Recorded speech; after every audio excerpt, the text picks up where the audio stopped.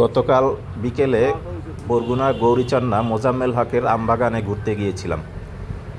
বাগানটিতে আম গাছের পাশাপাশি মালটা, ড্রাগন, কাঁঠাল গাছ সহ অন্যান্য প্রজাতির গাছ রয়েছে।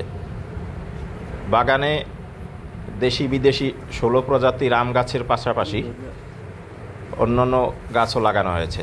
এখানে প্রায় 100টি আম গাছ রয়েছে। বাগানে প্রচুর আম ধরেছে। আমরা গাছ থেকে আম পেড়ে খেয়েছি। আমগুলো খুবই সুস্বাদু ও মিষ্টি ছিল। প্রতিটি গাছে প্রচুর পরিমাণে আম ধরে আছে।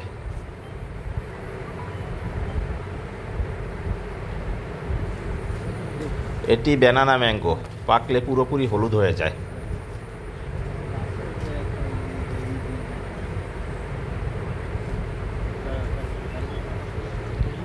এটি ব্রুনাই কিং জাতের আম। এক একটি 5 কেজির মতন ওজন হয়ে থাকে।